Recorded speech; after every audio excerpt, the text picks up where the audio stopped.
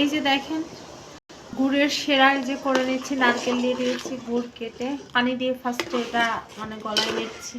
এখন এই সেরাটাতে ভিজাই দেবো চিড়াগুলো। তারপরে যখন সেরাটা একটু ঠান্ডা হবে তখন দুধ গরম করে এর ভিতরে ঢেলে দেবো।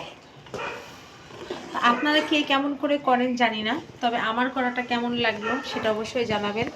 এই চিতই পিঠেগুলো আরেকটু পরে ঢেলে দেবো, গুড়টা একটু গলুক ভালো হয়, কারণ এখনও দানা দানা হয়ে আছে গুড়। নারকেল আমাদের সম্পূর্ণটুকু লাগেনি, গুঁড়ো লাগেনি সম্পূর্ণ, এই যে এখনও আছে। তো এটা দিয়ে আরেকদিন আরেকটা পিঠা বানাবো, সেটাও আপনাদের সঙ্গে শেয়ার করা হবে।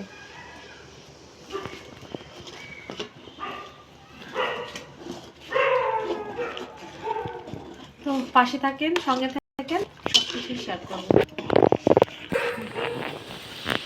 তো এই যে দেখেন এখন ছেড়ে দিচ্ছি রসের ভিতরে, ঠিক আছে, মানে খেজুরের শিরার ভিতরে, খেজুর গুড়ের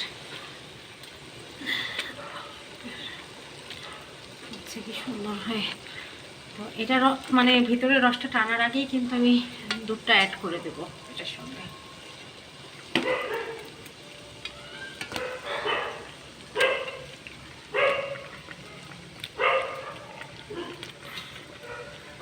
তো সবাইকে শীতের পিঠা খাবার দাওয়াত রইল, আমার বাসায় চলে আসবেন।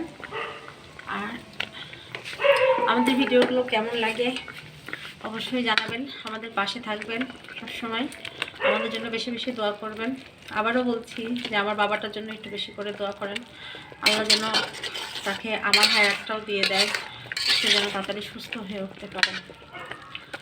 তো আজকের ভিডিওটা এই পর্যন্তই, কাল দেখা হবে। আল্লাহ হাফেজ, সবাই ভালো থাকবেন, সুস্থ থাকবেন। আসসালামু আলাইকুম।